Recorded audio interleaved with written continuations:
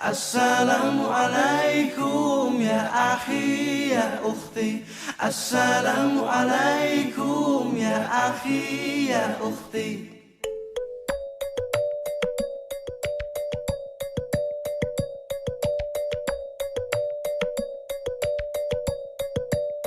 Assalamualaikum warahmatullahi wabarakatuh. Alhamdulillahirabbil alamin. Assalatu wassalamu ala asrofil anbiya'i wal mursalin wa ala alihi wa ashabihi wa rasulillahi ajma'in, amma ba'du.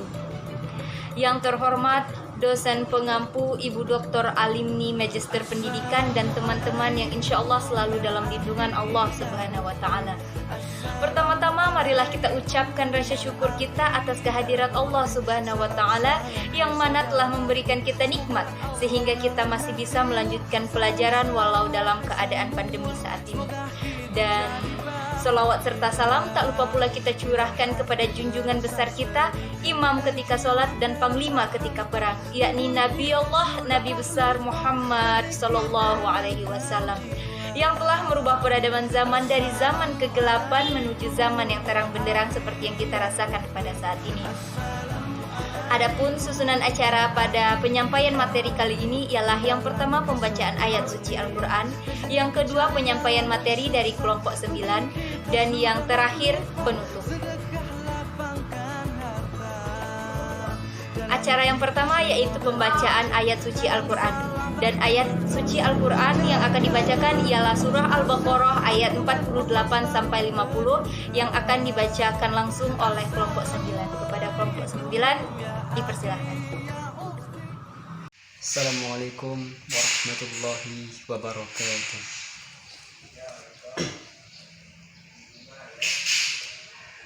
A'udzu billahi minasy syaithanir rajim. Bismillahirrahmanirrahim. Wattaqu yawman la tajzi nafsun an nafsin syai'an wa la yuqbalu minha syafa'ah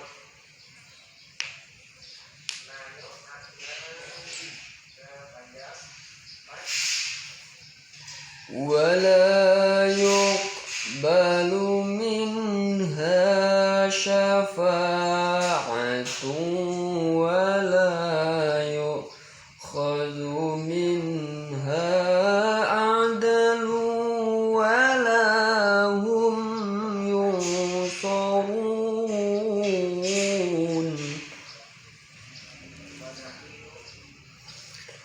ولا خذ منها عدل ولا هم ينصرون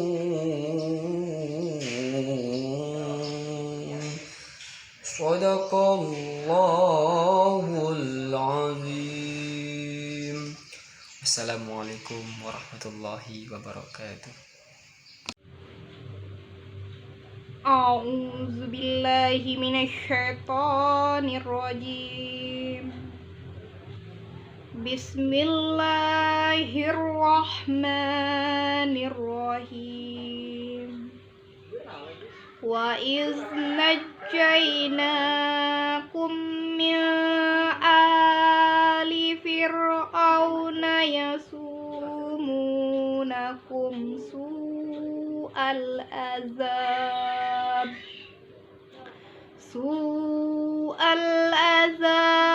yuzabbihuna abna'akum wa yastahyuna nisa'akum wa fi zalikum bala'um mir rabbikum azim. Syadaqallahul azim. A'udzu billahi minasyaitonir rajim. Bismillahirrahmanirrahim. Wa iz faraqna bikumul bahra fa'anjaynakum wa aghraqna ala fir'auna wa antum tanzurun. Shadaqallahul azim. Terima kasih kepada kelompok 9 telah membacakan ayat suci Al-Quran. Semoga baik yang membaca maupun yang mendengarkan mendapatkan pahala yang berlimpah dari Allah Subhanahu wa taala. Amin amin amin ya rabbal alamin. Acara berikutnya yaitu penyampaian materi. Yang pertama akan disampaikan oleh saudara Arfai. Materi selanjutnya akan disampaikan oleh saudari Ika Pertiwi, dan materi yang terakhir akan disampaikan oleh saudari Paras Handayani. Kepada rekan-rekan dipersilahkan. Assalamualaikum warahmatullahi wabarakatuh. Perkenalkan, nama saya Arfai dari Universitas IAIN Bengkulu, program studi Pendidikan Agama Islam semester 5. Saya di sini dan rekan saya yaitu Ika Pertiwi dan Paras Handayani dari kelompok 9 akan memaparkan materi tentang strategi pembelajaran melalui bercerita. Di sini saya akan membahas 4 poin. Yang pertama yaitu pengertian strategi, yang kedua yaitu pengertian bercerita, yang ketiga yaitu strategi pembelajaran melalui bercerita, dan yang keempat yaitu langkah-langkah strategi melalui bercerita. Yang pertama ialah pengertian strategi. Teman-teman sudah tahu apa itu pengertian strategi? Ya, benar sekali. Strategi adalah pendekatan secara keseluruhan yang berkaitan dengan pelaksanaan gagasan, perencanaan, dan eksekusi sebuah aktivitas dalam kurun waktu tertentu. Strategi digunakan dalam bentuk kondisi pembelajaran taman kanak-kanak ialah keterampilan dalam mengatur pembelajaran dengan menggunakan kiat-kiat yang sesuai agar hasil yang maksimal. Strategi pembelajaran ialah suatu alat interaksi di dalam proses pembelajaran sehingga kegiatan pembelajaran berlangsung secara baik agar tujuan yang sudah ditetapkan dapat tercapai dengan baik pula. Yang kedua yaitu pengertian bercerita. Menurut Kamus Besar Bahasa Indonesia, cerita adalah tuturan yang membentangkan bagaimana terjadinya suatu hal, peristiwa, kejadian, dan sebagainya. Menurut Muhammad Nur Mustaqim tahun 2005, bercerita adalah upaya untuk mengembangkan potensi kemampuan berbahasa anak melalui pendengaran dan penglihatan. Dan selanjutnya juga mengungkapkan ulang dengan maksud tujuan melatih keterampilan diri anak dalam bentuk untuk menyampaikan ide dalam bentuk lisan. Jadi, cerita yaitu merupakan penggambaran tentang suatu secara verbal.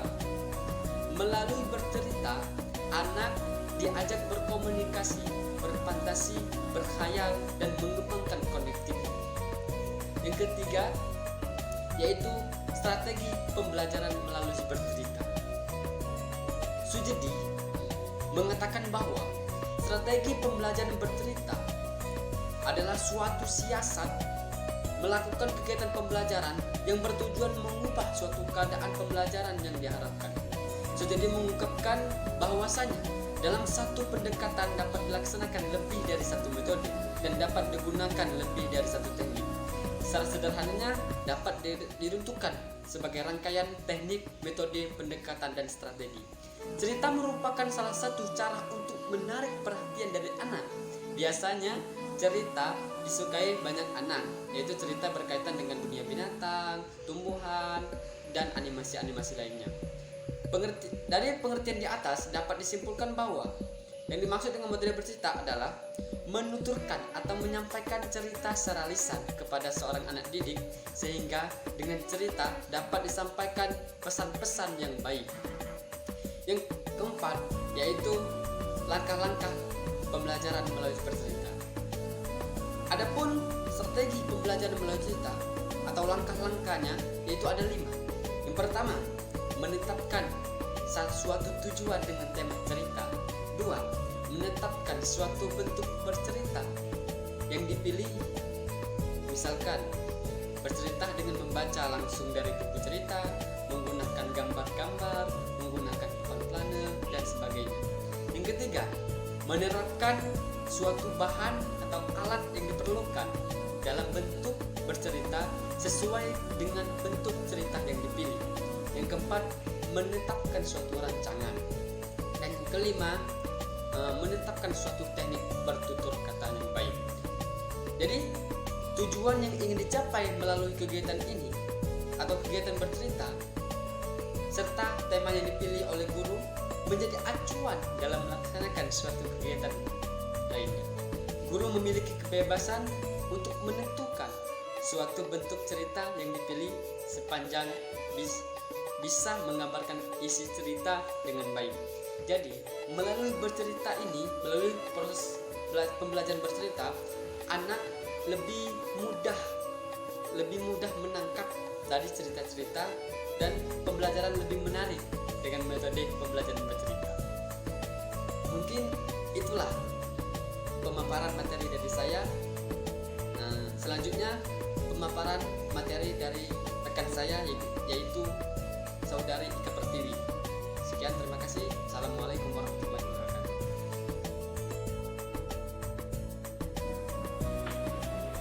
Assalamualaikum warahmatullahi wabarakatuh.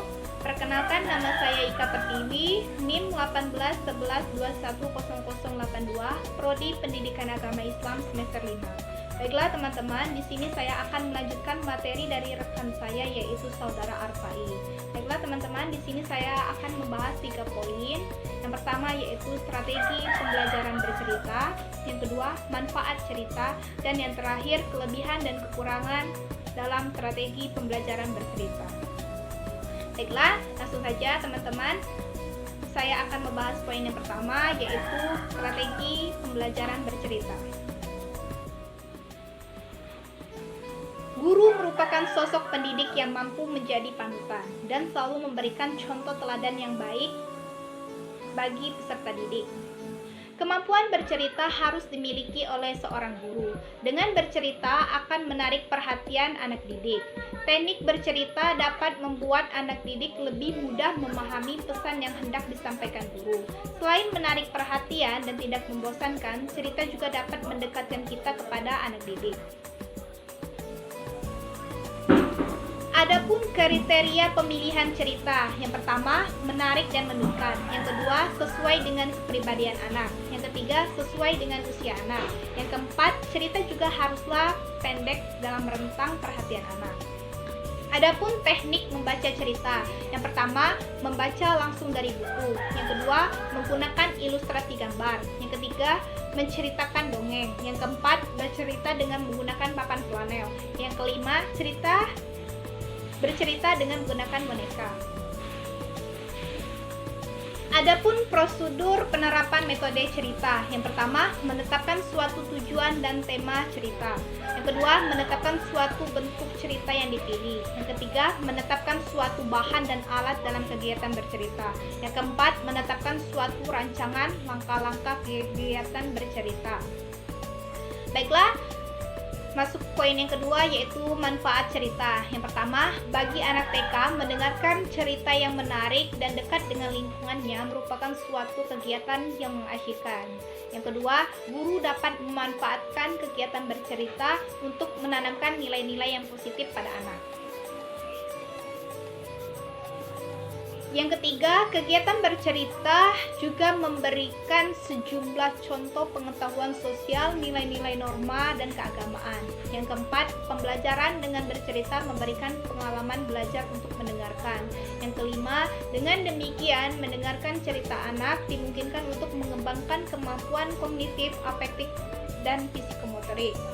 Dan yang terakhir, membantu anak untuk membangun atau membentuk bermacam-macam peran yang mungkin dipilih anak dan bermacam layanan jasa yang ingin disumbangkan anak kepada masyarakat. Poin yang ketiga yaitu kekurangan dan kelebihan strategi pembelajaran melalui bercerita. Adapun kelebihan Yang pertama, yaitu dapat meningkatkan motivasi anak untuk belajar. Yang kedua, sangat sesuai untuk pendidikan afektif atau nilai.